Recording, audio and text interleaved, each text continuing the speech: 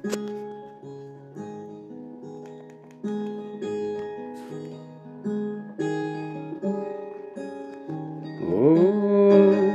say, can you see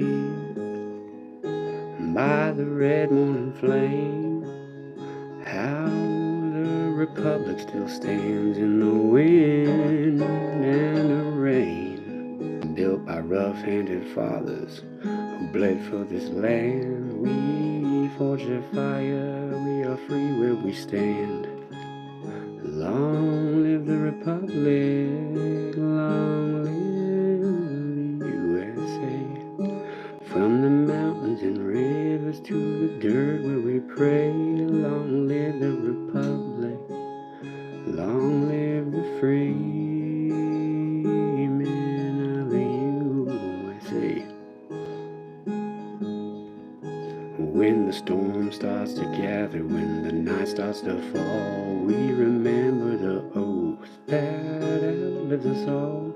Truth over tyrants, honor over gold. We were born of resistance, we were never controlled. The flag keep on rising.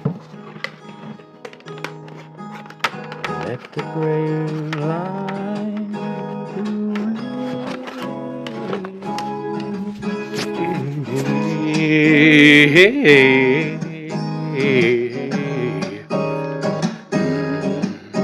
and if the dawn comes hard, we'll stand anyway, for liberty whispers, hold the line and stay.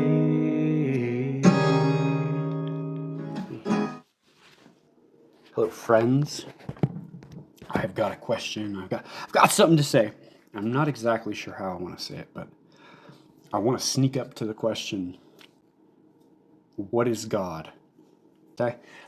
What is God? Can we define this? We'll see. So not a man, not a myth. To me, God is that which is most perfect in being, the source of all truth, beauty, and order. You know something is real because you can see it. You know something is real because you can feel it. When it stands before you without compromise, right? God is that which cannot be faked. And these people are chanting no kings. And I'm interested because I bow to no king. And the only thing I would bow to, in my mind, conceptually, is the idea of God being that which is most perfect in being. So here I stand. I bow to no crown. I wrote out the last bits of freedom, unadulterated, and on a level that was so scary that you couldn't conceptualize the level of free will and how you could use it. And now that I stand here, I have watched this land forget itself. I watched our people trade meaning for comfort and strength for permission. But I remember, and I'm pretty sure I'm not alone, and I would like to hope that there are still men and women who feel the pulse of the old standard beating in their chest. And I say that we don't seek war, but we will not live as slaves, and we will not ask for permission to be what we already are.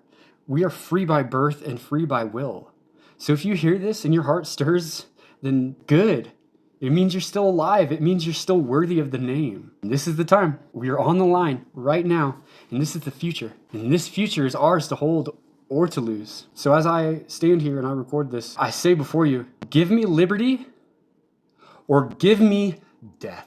Because live free or die, death is not the worst of evils. To kneel when you should stand, to silence your soul so others can feel safe, that is. Let us not, I beseech you, deceive ourselves. We have done everything that could be done to avert the storm which is now coming on. We have petitioned, we have remonstrated, we have supplicated, we have prostrated ourselves before the throne and have implored its interposition to arrest the tyrannical hands. The cornerstone of our identity is woven into the fabric of our nation's history. Let us not, I beseech you, deceive ourselves. We have done everything that could be done to avert the storm which is now coming on. We have petitioned, we have remonstrated, we have supplicated, we have prostrated ourselves before the throne and have implored its hands to arrest the tyrannical mayor, Mike Johnston. We have prostrated ourselves before the throne and have implored its interposition to arrest the tyrannical hands of Mike Johnston in his ministry. Our petitions have been slighted. Our remonstrances have produced additional violence and insult. Our supplications have been disregarded, and we have been spurned with contempt from the foot of the throne. In vain, after these things, may we indulge the fond hope of peace and reconciliation. There is no longer any room for hope. If we wish to be free, if we mean to preserve and inviolate those inestimable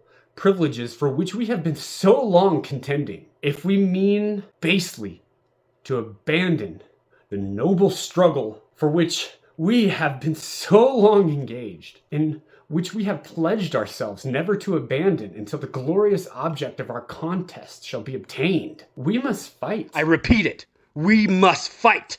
An appeal to arms and to the God of hosts is all that is left of us. They tell us that we are weak, unable to cope with so formidable an adversary. But when shall we be stronger? Will it be next week or the next year? Will it be when we are totally disarmed and when a British guard shall be stationed in every house? Shall we gather strength by irresolution and inaction? Shall we acquire the means of effectual resistance by lying supinely on our backs and hugging the delusive phantom of hope until our enemies shall have us bound hand and foot? Now I'm an educated fool with money on my mind. Got a tan in my hand and a gleam in my eye. I'm a loped out gangster set tripping banger, and my homies is around, so don't arouse my anger, fool. Death ain't nothing but a heartbeat away, a living life, do or die. Now how can they save me? 23 now, will I live to see 24? Chances the way they're going, I don't know. This mangled body left on the field alone. I am a rebel soldier, and far from my home.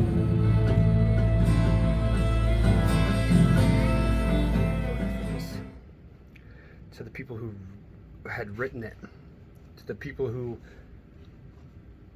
chose to put their names on it, chose to put their names in it for buildings and statues and monuments in their name. Witness then the demise of a nation once great. Witness the arrogance of thieves in suits from their wealth and comfort as they spend the American treasure of generations yet unborn. Witness as they smile in full knowledge that they're comfortable with taking the position, that they're better managers of our nation's decline. But witness ye also that the American people have had enough. That the American people have had enough. We struggle, we the people. Americans from sea to shining sea cannot pay for groceries or fuel. They're cold and hungry and feel betrayed by this body of representatives. And I understand that sentiment and passion because I share it. I thank you, my fellow Americans, for your time, and I stand opposed to this. I have a rendezvous with death. At some disputed barricade, when spring comes back with rustling shade and apple blossoms fill the air. I have a rendezvous with death. When spring brings back blue days and fair, it may be he shall take my hand and lead me into his dark land, and close my eyes and quench my breath. It may be I shall pass him still. I have a rendezvous with death. On some scarred slope of battered hill, when spring comes round again this year and the first meadow flowers appear. God knows 'twere better to be deep, pillowed in silk and scented down, where love throbs out in blissful sleep, pulse nigh to pulse and breath to breath, where hushed awakenings are dear. But I've a rendezvous with death. At midnight, in some flaming town, when spring trips north again this year, and I, to my pledged word am true, I shall not fail that rendezvous.